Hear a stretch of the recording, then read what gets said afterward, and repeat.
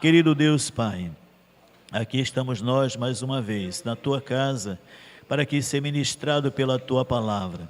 Sabemos que Tu vais falar com cada um de nós, no mais profundo do nosso coração.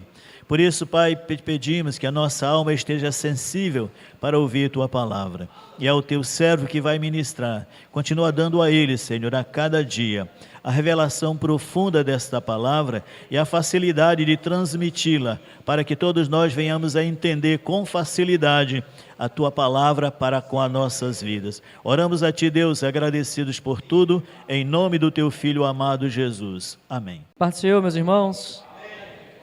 Graças a Deus estamos na casa do Senhor, meditando na Sua palavra, estamos seguindo o nosso estudo, Carta aos Peregrinos, e hoje vamos fazer a segunda parte do nosso capítulo 1 de segunda carta de Pedro.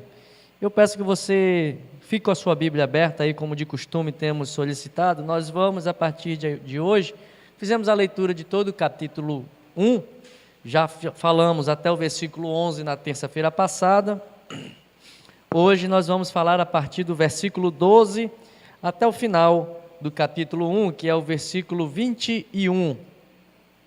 Nós vamos ver aqui nesse intervalo de versos que Pedro está ensinando à igreja, ele vai trazer uma comparação, uma revelação, melhor dizendo, da palavra de Deus, testemunhada daquilo que ele experimentou enquanto um testemunho ocular.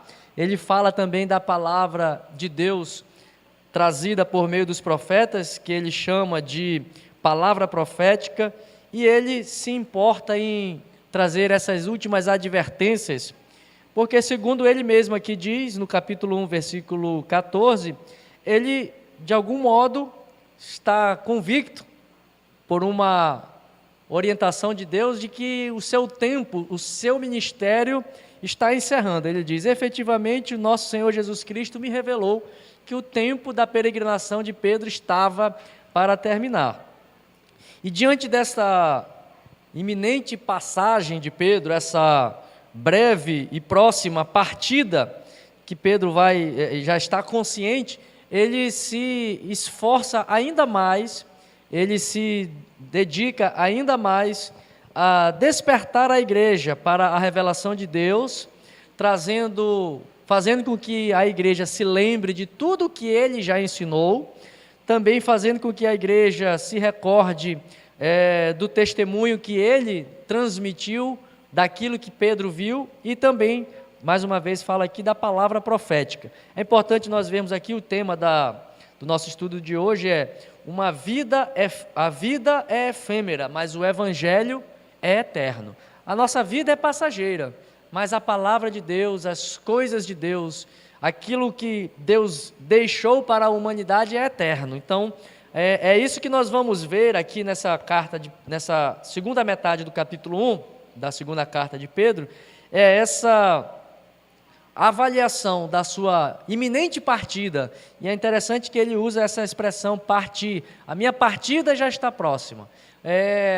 Dentro dessa ideia de que ele está escrevendo para peregrinos, Pedro como um bom viajante, Pedro como um bom peregrino, ele está de malas prontas para mudar de endereço, para assim chegar, deixar esse tabernáculo frágil, que ele, inclusive é uma expressão que ele usa, estou perto de deixar esse meu tabernáculo frágil e partir, e está perto de chegar ao seu destino final, que eu tenho certeza que é o seu desejo também, de partir deste tabernáculo. Paulo, tendo essa convicção de que era melhor partir do que ficar, ele diz: o viver para mim é Cristo, mas o morrer para mim é lucro. Então, Pedro também tem essa consciência, e esse versículo 12 em diante do capítulo 1, ele vai fazer justamente essa avaliação da permanente, da eternidade, da perenidade da mensagem que ele entrega em comparação ao pregador. O pregador é passageiro, mas a mensagem que o pregador faz é eterna. É isso que nós vamos observar aqui nesse capítulo 1, na sequência que Pedro vai fazer. Pedro está prestes a partir, certamente a mensagem que ele utilizou, que ele pregou, vai permanecer, e ao utilizar essa palavra, estou próximo de partir, ele usa uma palavra no grego que é uma palavra chamada êxodo, que rapidamente nos faz lembrar do êxodo do povo de Israel, da partida do povo de Israel do Egito, indo em direção ao seu destino final, que no caso era Canaã, a terrena. No entanto, Pedro diz aqui, a minha partida, eu estou para partir, ou seja, eu estou para fazer o meu êxodo, de deixar esta vida de escravidão, desta vida de pecado, para chegar ao meu destino eterno, para chegar ao lugar para onde eu estou peregrinando. Então, Pedro está consciente disso, consciente dessa urgência que é anunciar a palavra. Irmãos, a palavra de Deus, por isso Paulo escrevendo para Timóteo, olha, Timóteo, prega a palavra. Ele falando de novo, e prega a palavra, Timóteo. E prega a palavra em tempo e em fora de tempo, mas pregue a palavra. Porque o pregador passa, mas a mensagem fica, meus irmãos. O pregador vai embora, o mensageiro parte, mas a mensagem permanece. Então, nós temos que ter essa convicção. Jesus mesmo declarou que a este Pedro, não só a Pedro, mas aos discípulos, a todos os outros, quando Jesus estava perto já de partir, João capítulo 15, verso 20, Jesus disse que, olha, se guardaram as minhas palavras, também guardarão as vossas palavras. E certamente é nessa instrução de Jesus que Pedro está confiando, de que a palavra e a mensagem que ele está anunciando vai permanecer, mesmo que ele parta, mesmo que ele vá, mesmo que ele complete o seu êxodo, mesmo que ele entre nas mansões celestes, mas ele se preocupa em trazer esta mensagem eterna para que ela fique com os irmãos, permaneça com a igreja. É nessa confiança, então, que Pedro se dedica a relembrar a igreja da importância da palavra testemunhada, que ele mesmo relata aqui no capítulo, no versículo mais adiante, no versículo 16, ele traz um breve relato da sua experiência lá no Monte da Transfiguração, e Pedro está consciente de que a mensagem precisa ser transmitida porque ela é eterna. Olha o que diz o salmista no Salmo 78, o que nós ouvimos e aprendemos, o que os nossos pais nos contaram, não o encobriremos a seus filhos, contaremos à geração vindoura os louvores do Senhor e o seu poder. Pedro está imbuído dessa urgência de passar este conhecimento que ele alcançou, que ele obteve por meio da sua vida com Jesus, por meio do seu discipulado com Jesus. Ele está consciente de que é necessário passar essa mensagem adiante. Irmãos, nós precisamos ter essa consciência que Pedro aqui tem. Inclusive, ele diz aqui no versículo 12, eu considero justo, enquanto eu estou neste tabernáculo, despertar-vos com essa lembrança, com a lembrança de que a mensagem de Deus precisa ser anunciada. E ele está imbuído dessa urgência, desta necessidade de, enquanto vida ele tiver, ele quer despertar a igreja. E esse despertar é aquela exortação que eu falei no final do capítulo 5 da primeira carta de Pedro. É um despertamento firme, é uma cajadada para acordar os irmãos, para se lembrarem que a mensagem de Deus é eterna e ela precisa ser passada, porque a nossa peregrinação vai findar, nós vamos passar. E o que faremos? O que deixaremos aqui de legado espiritual quando partirmos? Quando as pessoas olharem, quando nós cumprirmos o nosso êxodo, assim como Pedro está dizendo que o êxodo dele está perto, a partida dele está próxima. O que ficará para as pessoas? O que lembrarão? De qual mensagem e de qual ensinamento serão lembrados quando nós partirmos e peregrinarmos definitivamente para o céu? É essa urgência que Pedro está imbuído aqui, é essa necessidade que seu coração está cheio de falar da palavra de Deus. Irmãos, nós temos que ter a palavra de Deus como algo preciosíssimo para falarmos. Nós temos que trazer ao nosso coração a consciência de que até anjos desejariam fazer a proclamação do Evangelho, mas a Deus, conforme a sua soberania, Deus determinou que não seriam anjos, mas que seriam homens e mulheres feitos de barro e de pó, a imagem e semelhança de Deus, é bem certo, mas eram essas pessoas, caídas, fracas, frágeis, feitas do pó, que Deus confiou a eternidade da sua palavra para ser anunciada. É o que o apóstolo Paulo, escrevendo aos Coríntios, ele diz que nós somos como vasos de barro que estão retendo a excelência da glória que brilha em nós. E é esta palavra que brilha em nós, irmãos, que o crente precisa urgentemente se despertar para fazer um anúncio desta mensagem. Então, Pedro está aqui nesse capítulo fazendo isso. Ele diz no versículo 15, que ele se esforça diligentemente para fazer que a todo tempo, mesmo depois da minha partida, vocês conservem e se lembrem de tudo que eu vos ensinei. Olha só que zelo pastoral. Irmão, isso é um zelo pastoral que a nós, que somos pastores, temos que ter esse senso de compromisso do apóstolo Pedro. Ele está preocupado com a igreja, como ela ficará quando ele partir.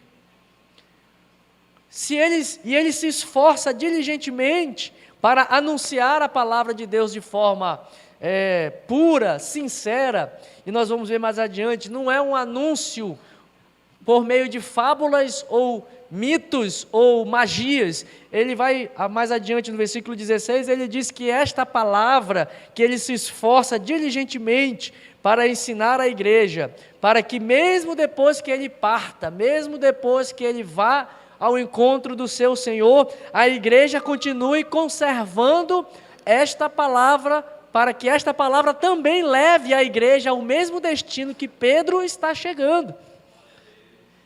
Jesus fala isso, ele foi para o Pai e ele está lá esperando que nós guardemos as suas palavras, para que lá onde ele está, por meio de termos guardado a sua palavra, nós também estejamos lá.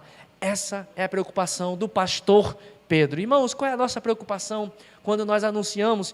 E diante desses estudos tenho caído mais em mim nessa questão, que nós precisamos fazer uso deste púlpito como um lugar, não um lugar sagrado do ponto de vista que nós estamos manuseando uma palavra que é eterna e que não deve ser, como ele mesmo vai falar nesse capítulo, não deve ser interpretada de vãs maneiras. Ela não é objeto, que ele diz aqui, versículo 20, as Escrituras não provêm de particular elucidação. O que nós estamos pregando para as nossas igrejas e congregações, pastores, dirigentes, obreiros, o que nós estamos falando, estamos transmitindo a palavra genuína, pura e poderosa, ou estamos nos deixando envolver por interpretações particulares nossas para querer conduzir um rebanho que não é nosso, para conduzir um rebanho que não fomos nós quem pagamos por ele, não fomos nós quem morremos por ele, não somos nós que vamos voltar por ele, e não somos nós que fomos aqueles que sacrificaram-se por eles. A preocupação de Pedro é urgente, de anunciar uma palavra enquanto ele está neste tabernáculo, diligentemente, de forma diligente, para que os irmãos se lembrem desta palavra. O pregador vai passar, meus irmãos, você vai passar, mas a palavra de Deus permanecerá para sempre. Preguemos a palavra de Deus, e essa pregação, como Pedro fala no final da sua carta, primeira carta, esta pregação não é uma simples oratória religiosa. Preguemos a palavra, vivendo a palavra que anunciamos todos os domingos nos nossos púlpitos. Preguemos a palavra, vivendo todos os dias aquilo que nós dizemos e levantamos as nossas mãos quando nos reunimos nas nossas reuniões congregacionais. Preguemos a palavra em tempo e em fora de tempo. Se necessário, fale alguma coisa, mas pregue a palavra vivendo a palavra. Isso aqui é importante, irmãos, esse despertamento para as nossas vidas. A palavra de Deus é que nos muda e a palavra de Deus é quem permanece. A palavra de Deus quem permanece. Nós vamos avançar no texto aqui no versículo 16. Nós vamos ver aqui o testemunho que Pedro dá a respeito dessa palavra que ele conheceu andando com ela. Marcos capítulo 4, verso 41, nós vamos ver aqui essa passagem do Evangelho de Marcos, é aquela passagem em que Jesus está num lado de cá, da margem do lago de Genezaré, ou do mar da Galileia, que na verdade não é mar, chama-se mar da Galileia, mas na verdade é um lago de água doce, nem água salgada é. Mas por ser um lago muito grande em extensão, chama-se mar da Galileia. Jesus estava do lado de cá, ele determina aos seus discípulos que entrem no barco e atravessem para a outra margem do lago. E enquanto eles estão atravessando na outra margem do lago, no meio da travessia, no meio dessa jornada, Jesus está no barco dormindo, está descansando, e a ventania e o mar revolto, as águas revoltas batem no barco dos discípulos para um lado e para o outro, eles desesperados, e eles: mestre, não se te dá que morramos, tu estás aí dormindo e nós estamos a ponto de perecer aqui. Jesus diz para os discípulos: homens de pequena fé, mar, acalma-te, vento, sossega, tranquiliza tudo, acalma a tempestade. E os discípulos se perguntam: mas quem é este, que até o vento e o mar lhe obedecem? A pergunta do discípulo Pedro lá, nessa época, junto com os demais, Pedro e todos os demais se entreolharam nesse episódio: quem é esse Jesus que nós estamos seguindo, que dá ordem ao mar, dá ordem ao vento, e eles sossegam e param?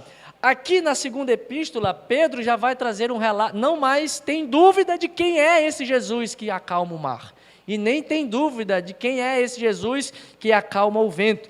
O discípulo Pedro, na época, ele estava em dúvida da real identidade e qual é a dimensão do poder de Jesus. Mas aqui, Pedro, na sua segunda epístola, ele traz uma experiência marcante que mudou a sua percepção a respeito de quem é Jesus e a respeito da sua própria fé em Cristo Jesus. Versículo 26, versículo 16, se você quiser continuar a acompanhar com a sua Bíblia aí, do versículo 16 ao versículo 18, Pedro vai trazer aqui um relato da experiência que ele teve lá no Monte da Transfiguração. E Pedro diz que foi testemunha ocular de algo majestoso. Ele diz: olha, nós mesmos somos, versículo 16, o final do versículo 16, nós mesmos somos testemunhas oculares da sua majestade. Pedro aqui está reforçando o seu ensino para a igreja. Lembre-se que nós falamos na última terça-feira que o objetivo de Pedro era evitar que a igreja se deixasse levar por falsos apóstolos, falsas doutrinas, aquelas mensagens do evangelho água com açúcar. Você é o centro do evangelho. Já ouviram essas mensagens? O evangelho, Jesus é o centro do evangelho, mas do evangelho você é o centro. Já ouviram isso daí? Ou seja, pessoas que fazem uma mensagem muito simples, muito agradável à alma. Pedro está preocupado em fazer isso. Então ele quer lembrar os irmãos da palavra que é eterna, e ele quer reforçar que o que ele está ensinando não está baseado, como ele diz no versículo 16, em fábulas engenhosas, em fábulas inventadas de modo engenhoso. Pedro está trazendo um evangelho, está trazendo uma mensagem que é, primeiro, eterna. O pregador passa, mas a mensagem permanece, a mensagem é eterna. O evangelho que Pedro ensina é eterno. E ele diz: eu ensino, além de ser uma mensagem eterna, eu ensino não baseado em fantasias e mitos e magias para lhes convencer de que a mensagem é poderosa. Não, eu sou testemunha ocular de algo majestoso. Ah, irmão, isso é glorioso. Tem toda a diferença eu falar sobre um paralítico andar, eu pregar, não tendo eu sido um paralítico, do que um paralítico que foi curado da sua paralisia pregar que Jesus cura. É diferente. A ideia de Pedro no verso 16 é essa: olha, o evangelho é eterno, está tudo bem, isso daqui, todos nós sabemos, no nível da mente e da razão, que o evangelho é eterno, é ou não é verdade? Você não sabe que a palavra de Deus permanece para todo sempre? Ela é antes da fundação do mundo e ela é eterna, você sabe disso? Você sabe disso, mas é com a sua razão, com a sua mente. Quando Pedro vem trazer o relato do Monte da Transfiguração, ele vai trazer muito mais do que apenas um conhecimento intelectual, ele vai trazer uma experiência para testificar e mostrar por meio daquilo que ele viveu, que aquela mensagem que ele está anunciando, ela é poderosa, porque ele viu o poder daquela palavra. Irmão, e isso aqui, nós precisamos buscar a palavra de Deus, conhecê-la, ler a palavra de Deus, se for possível, como aconteceu com o profeta, acho que é Ezequiel, né, que engoliu um livro, que no começo era amargo e depois ficou doce. Se a gente pudesse engolir a palavra de Deus para que aquilo ali internalizasse. É claro que essa figura profética que lá de Ezequiel é um símbolo de que a palavra de Deus tem que estar dentro de nós.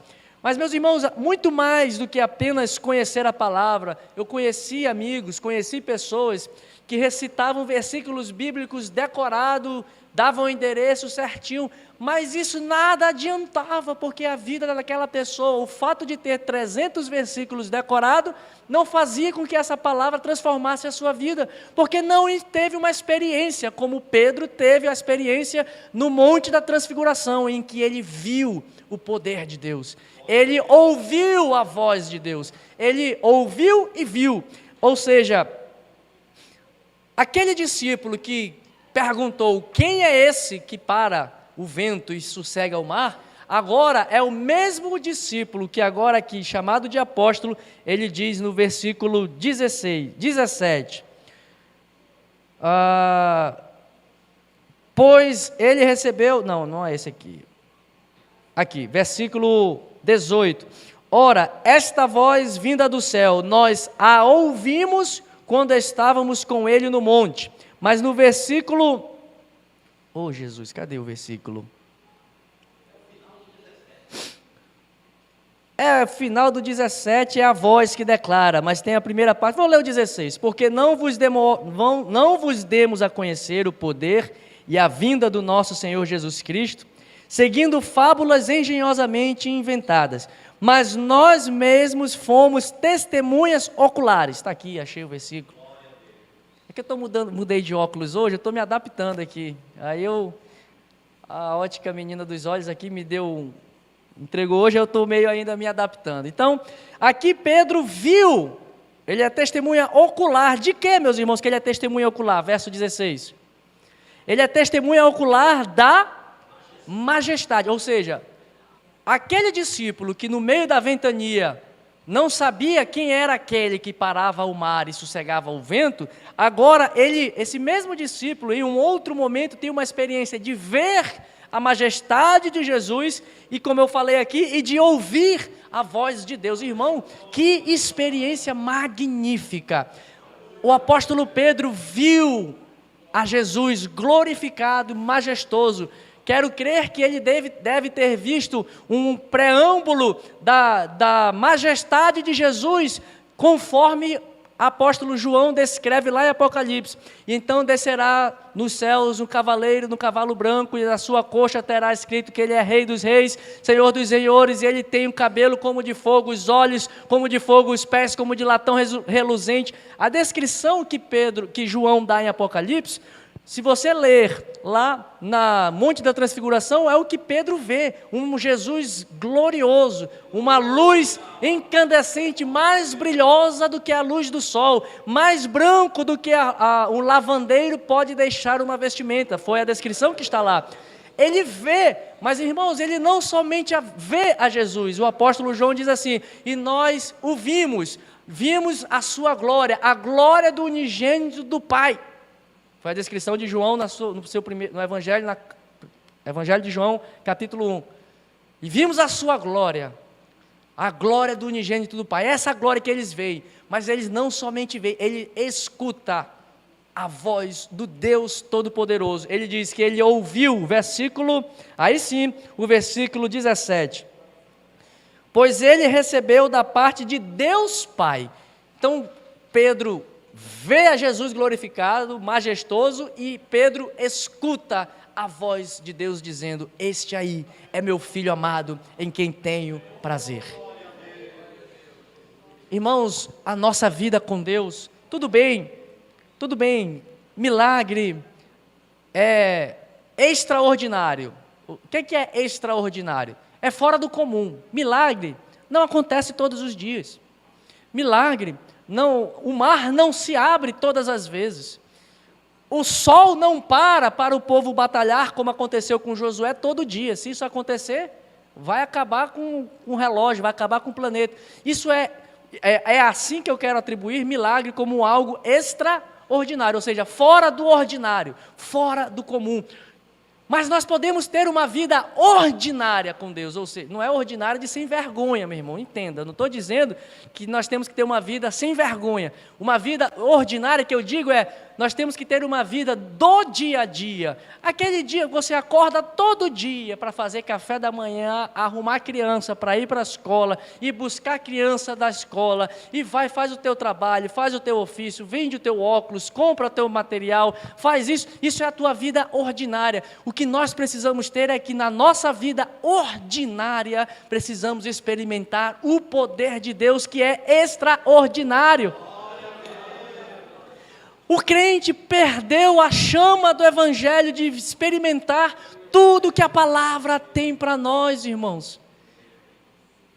Nossa pregação está faltando poder, não por outra coisa, mas é porque falta na nossa vida ordinária experimentar Deus extraordinário, nos abençoando e nos enchendo da sua unção, da sua autoridade, do seu poder.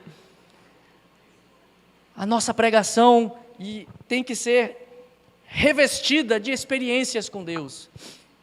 No dia a dia, você vai experimentar, você vai ver que Deus cuida de nós. É uma mensagem que eu dei há uns 4 domingos, no Salmo 19. Nós temos que aprender a ver Deus no dia a dia, nas coisas simples. A gente é muito complicado, o ser humano quer coisa complicada, mas Deus é tão simples, Ele é tão mais comum do que a gente pensa, Ele se revela de forma tão mais simples e menos complexas, apesar de Ele ser o Todo-Poderoso.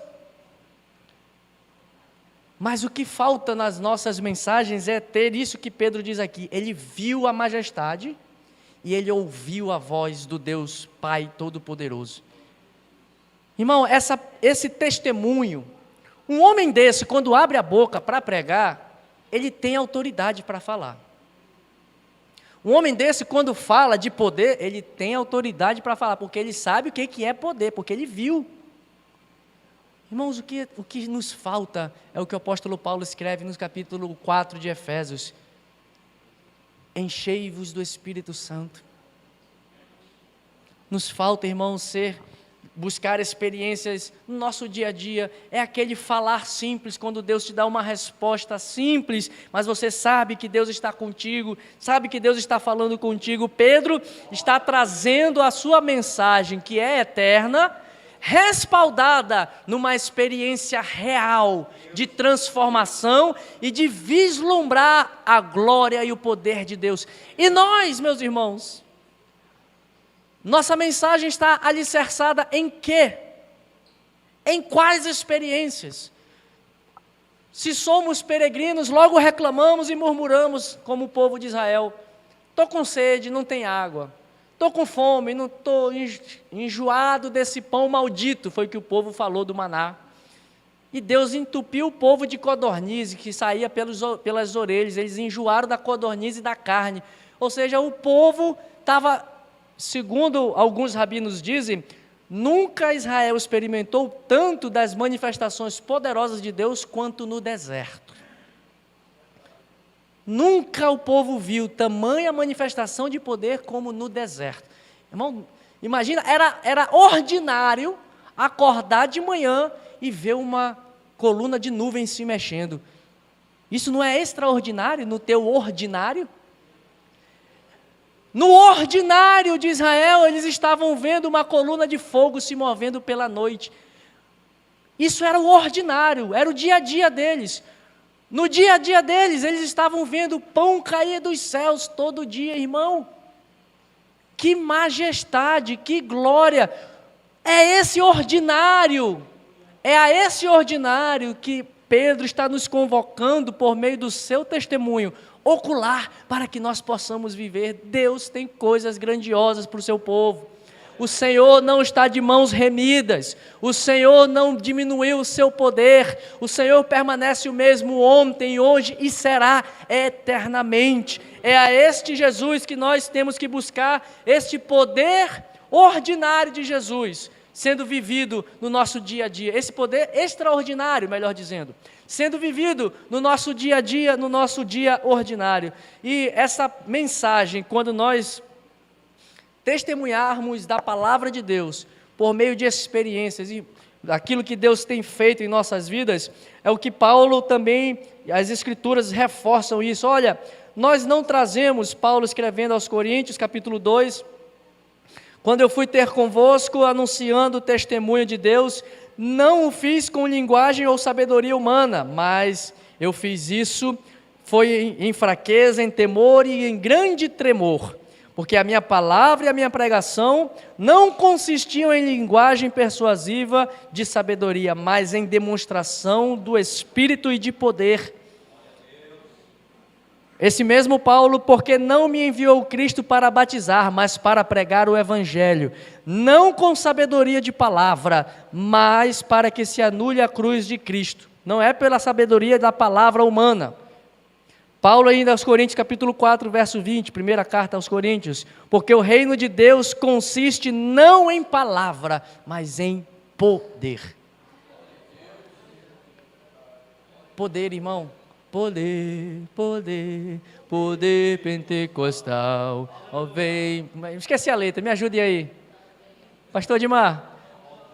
Se inflamar, também me se louvar, ó vem, sim vem, ó chama divinal, o eu povo batizar. Irmão, sabe o que me ocorreu?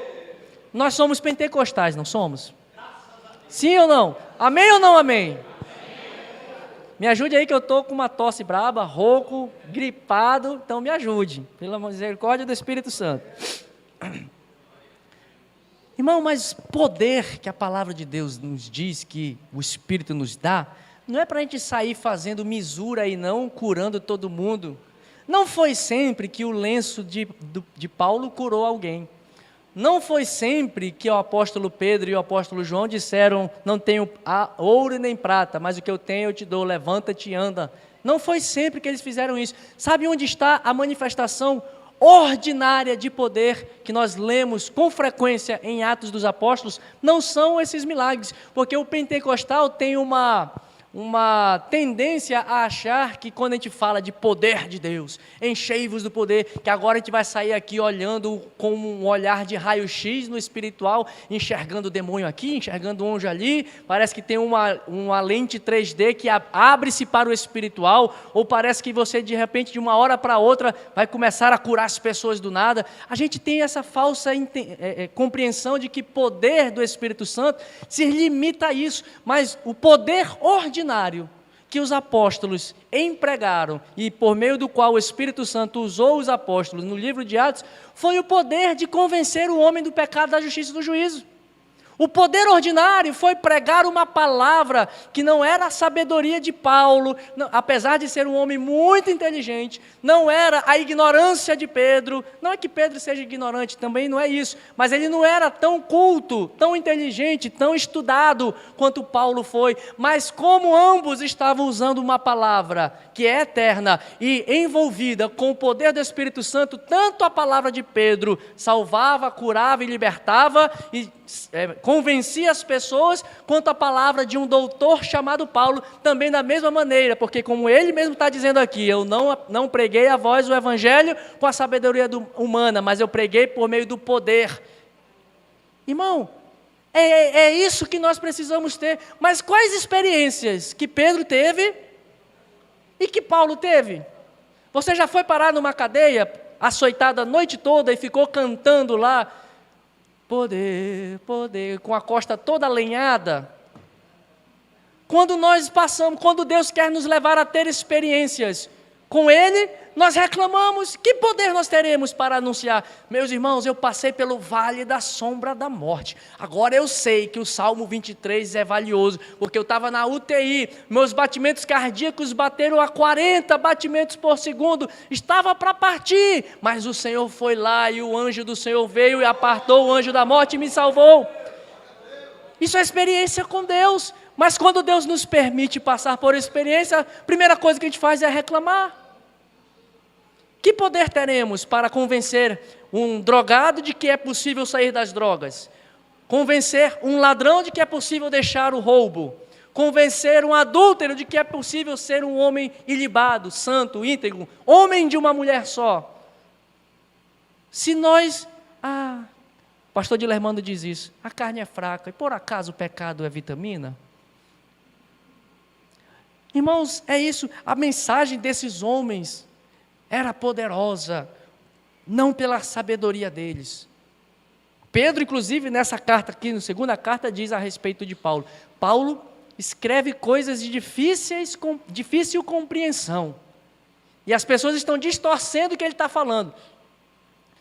Mas ele usa um pescador, como Pedro, que viu a glória de Deus, que viu a glória e a majestade de Jesus, que ouviu o Deus Pai dando honras a Jesus. Este aqui, que vocês estão servindo e seguindo, este é o meu filho amado, nele eu tenho prazer.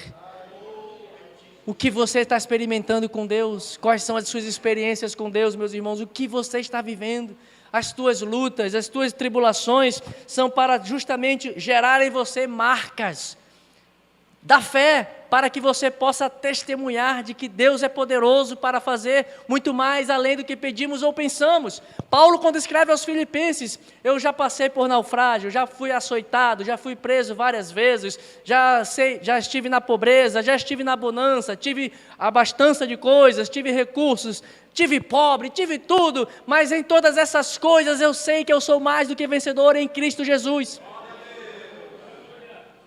A gente quer, e aí esse homem tem autoridade para dizer que Deus tem poder para tirar do naufrágio, Deus tem poder para tirar da cadeia, Deus tem poder para livrar do veneno da serpente, Deus tem poder. Ele pode dizer aquilo que Jesus falou lá no Evangelho, quando diz que vocês serão picados por cobras venenosas e elas não te farão mal algum.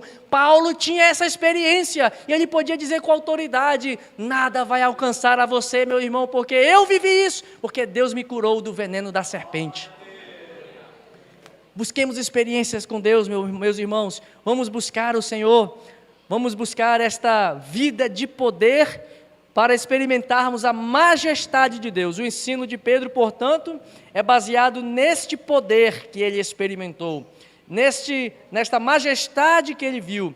Na nossa conversão e na nossa vida, nós devemos buscar essas experiências marcantes conosco. Eu tenho certeza que você já deve ter algumas experiências ao longo da sua jornada com Deus, mas nós precisamos ter todos os dias, experimentar o extraordinário de Deus no nosso ordinário. A coluna de nuvem e a coluna de fogo que extraordinariamente nos conduzem todos os dias no nosso dia a dia. Irmão, todas as vezes que você levantar, Senhor, guia-me neste dia, que seja a condução do Teu Espírito Santo a me guiar, que seja o Senhor a me orientar nas minhas decisões. Se o Senhor quiser que eu faça isso, que assim aconteça. Se o Senhor quiser que eu faça aquilo. Irmão, a gente é muito dono de nós mesmos. Nós somos muito dono do nosso próprio nariz. Não, eu vou fazer isso, eu vou fazer aquilo, eu vou fazer aquilo outro, eu vou comprar um negócio, eu vou fazer assim, eu vou fazer assado. E Deus fica só olhando assim. E se eu não quiser? Imagina Deus olhando para ele.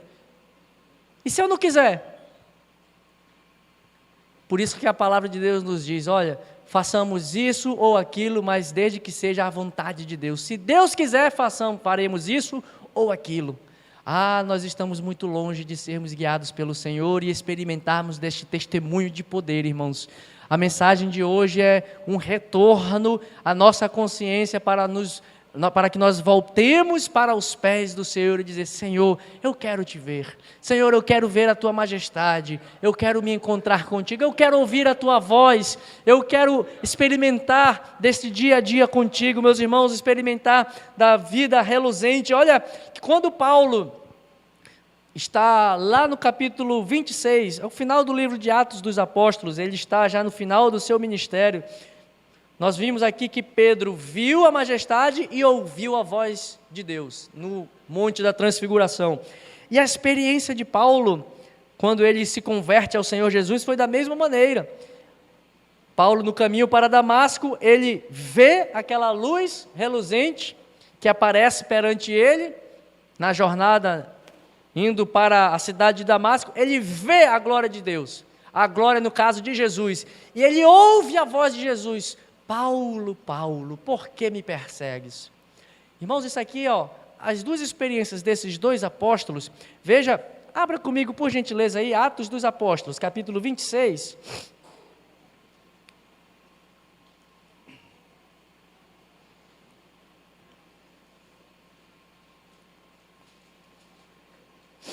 Atos dos Apóstolos, capítulo 26. Paulo está fazendo a sua defesa perante o rei Agripa, e ele está narrando para o rei Agripa a sua experiência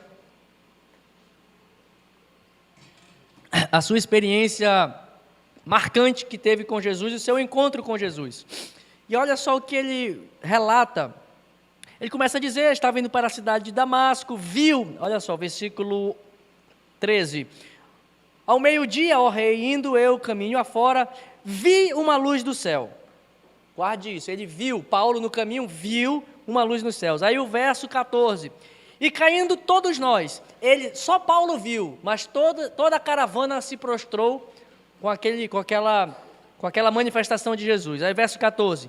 E caindo todos nós por terra, ouvi uma voz. É a mesma experiência de Pedro. Ele vê, Paulo vê a Jesus e ouve a voz de Jesus. Irmão, aqui é uma pergunta sincera para nós, e uma reflexão que devemos fazer nesta noite. Quando nós aceitamos a Jesus, nós o vimos no madeiro e ouvimos a sua voz dizendo, vinde a mim, todos vós que estáis cansados, de verdade? Será que de verdade nós vimos nosso pecado castigado em Jesus, como diz o hino de número 15? Nós o vimos e nós ouvimos a sua voz a nos chamar? Ou será que a nossa experiência de conversão foi baseada numa emoção por conta de um pregador eloquente, um ambiente favorável para a alma, uma musiquinha agradável, eu estava com a alma triste e aí não produziu efetivamente mudança? Olha o relato de Paulo, olhe o relato da experiência de Pedro, homens que viram a majestade de Jesus. Irmãos, isso é maravilhoso. E o importante de nós sabermos é que isso está disponível para nós hoje. Porque quando Tomé, desconfiado, és tu mesmo? Toca aqui, Tomé. nas minhas feridas nas mãos. Toca aqui, Tomé, no meu lado. Porque tu vistes, crestes. E aí Jesus dá uma declaração que nos alcança. Mas Tomé, será muito mais bem-aventurado aquele que não viu e creu. Nós, talvez, não estou dizendo aqui que todos nós temos que ter uma experiência majestosa assim, de ver um grande clarão, mas nós temos que ver Jesus verdadeiramente, ainda que pela fé, e reconhecer nele a nossa necessidade de que sem a sua graça, nada poderíamos ter feito e nada seríamos. Irmãos, e no relato de Paulo aqui, continuando, olha só, ele viu, versículo 13, versículo 14, ele ouviu a voz, mas para qual finalidade? Ele ouve e ele vê a Jesus e ouve a voz de Jesus. Olha só, o que Jesus disse para Paulo na sua experiência de conversão. Verso 16, acompanha aí comigo. Mas levanta-te e firma-te sobre os teus pés, porque por isso eu te apareci, para te constituir ministro e testemunha, tanto das coisas em que me viste, como daquelas pelas quais te aparecerei ainda. Que majestoso, irmãos. Isso aqui é o extraordinário, no ordinário da nossa vida. É ver Jesus todo dia. Olha que maravilha que Jesus diz para Paulo. Eu te levantei, eu te apareci, para que você fosse ministro e desse testemunha, porque tu me viste, Paulo. E aí por isso, porque tu me viste, agora tu podes e tem poder para testemunhar com muito mais autoridade. E foi para isso que eu te apareci. E ainda vou aparecer muito mais para a tua vida. Ah, irmão, Jesus quer se revelar todos os dias para nós, para que tenhamos uma vida cheia do seu poder. Mas olha só, e eu te constituí ainda, versículo 18, versículo 17, livrando-te do povo e dos gentios, para os quais eu te envio, para lhes abrires os olhos, e os converteres das trevas para a luz, e da potestade de Satanás para Deus, a fim de que recebam eles remissão de pecados e herança entre os que são santificados pela fé em mim. O que Jesus está chamando? Jesus está te chamando hoje. Jesus está nos chamando hoje para ter esse tipo de evangelho, para anunciarmos este tipo de mensagem, meus irmãos, para proclamarmos este evangelho poderoso que Pedro experimentou e que Paulo também experimentou. Há poder para nós, há poder de Deus para os seus filhos, há poder para a sua vida, para a igreja, para nós, porque Jesus é todo-poderoso. Pois não?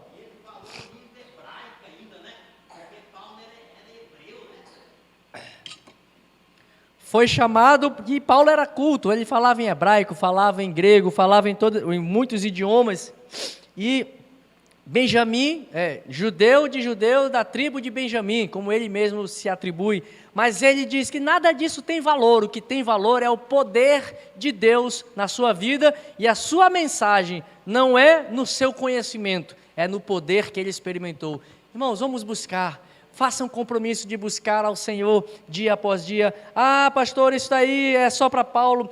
Vamos experimentar no nosso dia a dia algo extraordinário de Deus. No nosso dia a dia Ele quer falar contigo, como Ele falou para Paulo. Eu me mostrei agora para ti, Paulo, mas eu ainda me mostrarei ainda mais ao longo da tua jornada. E aí Pedro avança aqui, meus irmãos, versículo 19 ao 21, para nós terminarmos. Versículo 19. Temos assim tanto mais confirmada a palavra profética, e fazeis bem em atendê-la, como a uma candeia que brilha em lugar tenebroso, até que o dia clareie e a estrela da alva nasça em vosso coração. Irmãos, aqui, então, entendendo esse segunda metade do capítulo 1, Pedro diz que ele está de passagem, mas o evangelho é eterno e permanecerá com a igreja. Segundo momento, este evangelho precisa ser vivido e os irmãos precisam dar especial atenção ao evangelho que Pedro está anunciando, porque não é fábula, é anunciado por meio das experiências que ele teve com Jesus, não são fábulas engenhosamente inventadas, e ele ainda vai apresentar aqui que esta palavra, esta mensagem que ele está relembrando à igreja, a necessidade de observar, é que essa palavra foi profetizada, é o que ele usa aqui no verso 19. Tanto temos mais confirmada a palavra profética. Ou seja, o que ele quer dizer é o seguinte: a palavra é eterna, eu testifico porque eu vi a palavra de Deus em Jesus, mas além dos meus olhos terem visto, o que mais testifica que a palavra é eterna e que Jesus é o Salvador, é que os profetas anunciaram e proclamaram isso. A palavra de Deus, as Escrituras, as profecias, elas confirmam que Jesus é a palavra, que a palavra é eterna e que ela é digna de ser observada. Nós vamos ver que nesse final do capítulo 1, o ensino que ele está querendo nos deixar é que o conhecimento apresentado não se fundamenta apenas numa fábula, o fundamento da palavra não está baseado naquilo que ele, Pedro, viu, porque ele, enquanto ser humano, mesmo tendo experimentado e visto, é falho, portanto, o homem não pode ser fundamento e base para nada das coisas de Deus. E o que ele está querendo dizer é o seguinte: mas o fundamento principal é que as profecias ditas e anunciadas nas Escrituras, essas é que confirmam muito mais ainda a importância de que vocês têm que ter conhecimento das Escrituras para não serem enganados pelos falsos apóstolos e mestres. Porque os profetas falaram, porque foi anunciado, tudo bem, vocês me conhecem, eu vi a Jesus glorificado, majestoso, mas além de mim, os profetas anunciaram a respeito deste Jesus, os profetas proclamaram e anunciaram deste Messias que viria, e anunciaram da verdade que é eterna. Então, muito mais, olha a expressão que ele usa, muito mais confirmado do que o meu testemunho ocular, é o testemunho dos profetas, é o que está dizendo, em outras palavras, o verso 19. Tanto mais confirmada é a palavra profética. É a palavra, irmão, que confirma as coisas. É a palavra de Deus que é a verdade real de todas as coisas. É a palavra que precisa ser anunciada, pura, santa, sem mácula, sem invenções, sem engenhos humanos, sem misticismo nenhum. Nós precisamos fazer isso, precisamos atender a palavra de Deus e ouvir a palavra profética, porque a palavra profética é a palavra de Deus. Profetas falaram, mas profetas eram homens, pastor. Profetas eram homens como eu, como você, como todos nós. É por isso que Pedro diz assim: olha, sabendo primeiro isto, que nenhuma profecia da Escritura provém de particular elucidação, porque nunca jamais qualquer profecia foi dada da vontade do homem. Entretanto, homens santos falaram da parte de Deus, movidos pelo Espírito Santo. O que Pedro está dizendo aqui, tenho muito mais firmeza em observar o que os profetas disseram, porque os profetas falaram não de si mesmos, não das suas engenhosas fábulas. Eles não inventaram o conto da carochinha. Pedro aqui está querendo dizer o seguinte: não tem aqueles... Dá um glória a Jesus aí que eu me engasguei aqui.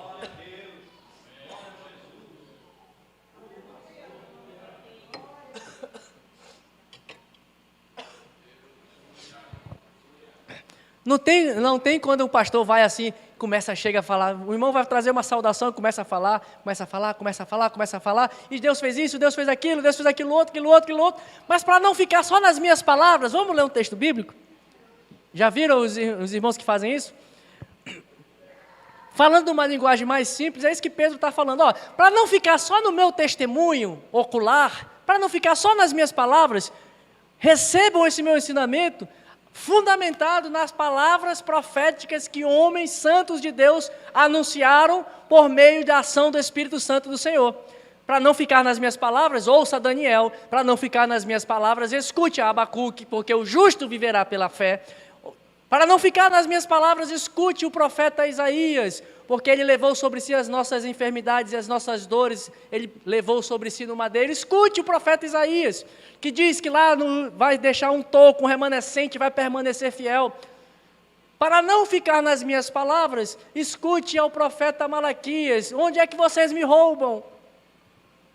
Quando vocês não devolvem os dízimos e as minhas ofertas. Para não ficar nas minhas palavras, escute o profeta Jeremias: quero trazer à memória aquilo que me traz esperança. Porque os profetas também passaram, mas a palavra profética permanece.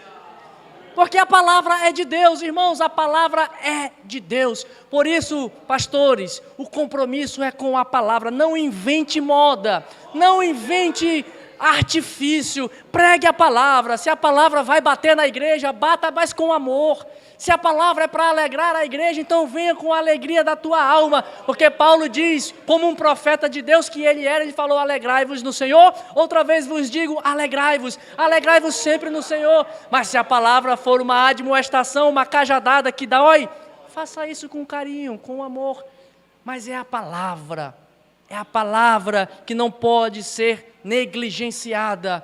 E é isso, meus irmãos, que nós temos que ter cuidado e não inventar moda, e não incorrermos em falsos artifícios humanos, porque a palavra de Deus é poder para transformar a vida do homem. A palavra de Deus não precisa de adendo, ela não precisa de um MP3 para melhorar a melodia, para chegar mais agradável aos ouvidos, não. A palavra de Deus, ela vai no coração, porque como Paulo diz, a palavra ela é apta para discernir a mente, os pensamentos e dividir a espinha da medula. A palavra de Deus é mais penetrante do que uma espada de 2 gumes. É a palavra que aponta o caminho, é a palavra que ilumina os nossos caminhos, é a palavra que é lâmpada para os meus pés e luz para os meus caminhos. É a palavra de Deus que um jovem precisa guardar para conservar puro o seu coração. É a palavra, leia o Salmo 119, que é uma exaltação a palavra de Deus. Não invente, pregue a palavra. Timóteo, pregue a palavra. Quando, Paulo? Em tempo e fora de tempo, em qualquer momento, em todas as circunstâncias. Se necessário for, Timóteo, tu até fala alguma coisa, mas pregue a palavra vivendo lá no teu trabalho, vivendo aquilo que você tem aprendido. As Escrituras, Pedro vai dizer que elas são inspiradas por Deus. Foi o sopro do Espírito Santo que iluminou as mentes humanas de Isaías, de Jeremias, de Daniel. Foi o vento do Espírito Santo que iluminou as mentes pecaminosas, mas que foram redimidas e purificadas. Tanto é que o profeta Isaías, sendo ele já profeta, no capítulo 6, quando ele tem, olha mais uma vez, mais um homem que teve uma experiência com Deus, sendo ele profeta. E você que se acha pastor, está achando que não tem que ter mais experiência com Deus? Tem que voltar para o banco da escola dominical, meu irmão. Porque Isaías já era profeta, capítulo 6. Já tinha 5 profecias. E as profecias de Isaías eram cajadada. Ai de ti, ai de não sei o que, era um monte de ai. Mas o profeta teve uma visão no ano em que morreu o rei Uzias. Eu vi o Senhor. Profeta, você já é crente? Amém ou não amém? O profeta Isaías já era crente, mas ele só viu o Senhor no meio da jornada. Glorifica aí. Se você está entendendo a mensagem, é isso, irmão. É a presença de Deus, irmãos, que tem que estar ardendo no nosso coração. É esse anseio de ver, sabe, irmãos, a gente está perdendo um pouco, talvez esses dias maus, difíceis, atarefados, a gente tem muitas coisas, a gente faz muitas tarefas ao mesmo tempo. Eu, pessoalmente, tenho começado a entender que esse negócio de dar 30 palhetadas por segundo não é muito bom não, é melhor a gente parar um pouco para orar para Deus, parar no nosso quarto, ouvir, fazer muita tarefa, é virar igual a Marta, trabalhar, mas a gente tem que parar para sentar igual a Maria. Jesus, fala comigo, e agora? Jesus, eu quero pregar. Se não for verdade, você me diga agora, se eu não estou revelando aqui algo do Espírito Santo. O que eu vou pregar no próximo domingo? Aí vai lá na internet, pega um esboço de pregação. Alguém já fez isso? Não levante a mão. Pastor, dirigente. Ou então, se não fez isso aí mostra até uma certa diligência. Eu vou me preparar, pelo menos para não chegar lá de mãos vazias, né? Ou então é aquele assim, meu Deus, está orando, o que eu vou falar? Aí chega na hora, aí pá, abre a Bíblia assim e começa. Aí começa lá falando de Daniel, depois já está lá em João falando da besta do Apocalipse, depois já volta para Abraão, lá e sai da tua terra, da tua parentela e... Amém, irmão? Aí a igreja... E sim, aonde é que a gente tem que estar? Apocalipse? A gente tem que estar lá com Abraão, pai Abraão? Como é que eu comecei no meio? Já nem me esqueci aqui. Já fiquei tão perdido. Onde é que eu tenho que estar? O pastor Rômulo contava uma história, é o seguinte, que diz que um pastor se esmerava, fazia estudo, lia comentários, orava e se dedicava, escrevia os seus sermões, preparava tudo. Aí tinha um desses irmãos assim do poder, né? Esses irmãos do poder que eu estou falando aqui, que acha que poder é só teteté, pipipi, popopó. Aí, rapaz, é o Espírito Santo que fala, rapaz, não precisa orar não, precisa ficar fazendo essas coisas não, rapaz. Chega aqui e deixa Deus te usar. A gente até fala isso. Vamos convidar o pastor Jean e deixar Deus usar, falar o que está no seu coração. Deixa Deus te usar, né? Deixa Deus te usar. Aí esse pastor, rapaz, não, tem que estudar. Aí ele estudou, tal. Aí no outro domingo, esse pastor insistindo com ele, vai, não precisa não, rapaz, chega lá. Aí disse que ele chegou, começou a pregar, pregou, a igreja foi abençoada, pregou, pessoas foram salvas, pessoas foram cheias do Espírito Santo. E aí o pastor, o senhor estudou a mensagem? Não estudei não. Não estou falando que não precisa estudar. Mas o Espírito Santo falou assim, dessa vez passa sem vergonha, na próxima vai estudar. Dessa vez eu quebrei o teu galho. Sabe por quê, irmãos? Porque Deus não vai aonde nós podemos ir. Deus vai até o meio do caminho, esperando que o seu povo complete o restante do caminho ao encontro dele. Não sei se você está entendendo a simplicidade dessa mensagem, mas Deus não vai, claro, não estou generalizando, não é uma regra, mas de um modo geral, Ele vai até o meio do caminho esperando da nossa parte um desejo. Ele está sempre às nossas portas do coração batendo. Eis que estou à porta e bato. Ou seja, a mão de Deus vai até a maçaneta da porta para bater. Mas para encontrar-se com Ele tem que abrir a porta. E quem é que abre a porta? É Deus? É o Senhor Jesus? É nós, Queiroz. Então Deus vai até a porta e bate, esperando falar contigo. Mas se nós não abrirmos a porta para nos encontrarmos, para vermos a Jesus e ouvirmos ao Senhor, como cantamos no hino 505, as palavras de Jesus são palavras de amor, me limpam, me guiam, me dão vigor e mais alguma coisa que eu não estou lembrando. Jesus vai até um ponto e nós precisamos ir ao seu encontro. Esta palavra de Jesus, profética, essa palavra anunciada pelos profetas, elas chegam a nossas vidas para nos lembrar que ela é eterna. Os profetas passaram, Isaías passou, Eliseu passou, Elias passou, Moisés passou, todos passaram. O que não passa é a palavra de Deus. E é essa palavra poderosa, que é infalível, incorruptível, é palavra soprada pela boca de Deus por meio de santos homens, que está disponível hoje e quer encontrar santos homens e mulheres de Deus, para que sejam boca de Deus para anunciar essa palavra de poder por meio de experiência. para não ficar só nas suas palavras de testemunho, anuncie a palavra profética do Senhor, porque ela é eterna. Amém, meus irmãos? Que o Senhor nos abençoe.